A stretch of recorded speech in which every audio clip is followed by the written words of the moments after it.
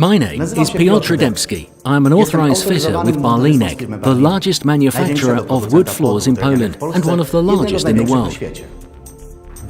Wood floor is a product made to last years, but this involves it being properly installed, appropriately cared for and finished with skirting boards. Oraz właściwe wykończenie listwami przypodłogowymi.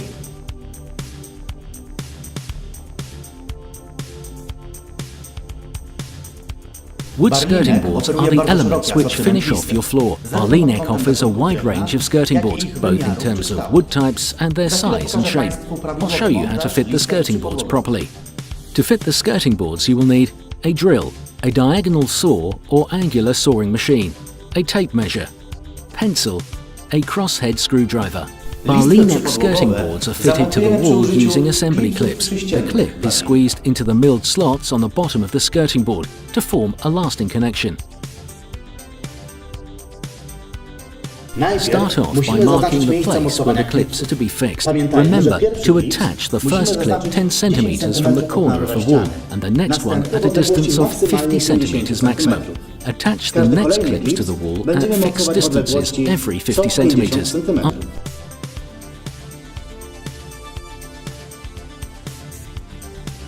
After marking the places to attach them, drill holes in the wall to fit the clips in.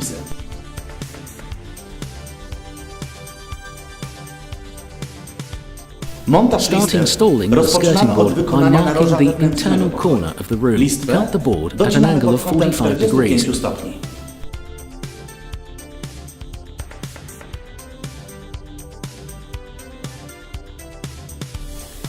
Jeżeli nie dysponujemy pilarką elektryczną, możemy użyć skrzynki uciosowej i piły ręcznej. The clip is squeezed into the milled slots on the bottom of the skirting board to form a lasting connection.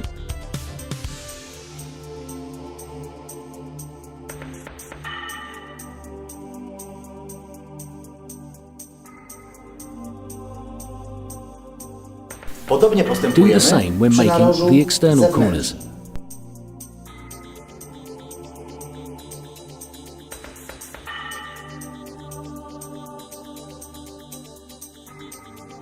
Połączenia listew Use putty maskujemy to za cover the pomocą kitu do connections parkietu between the w skirting boards. odpowiednim kolorze.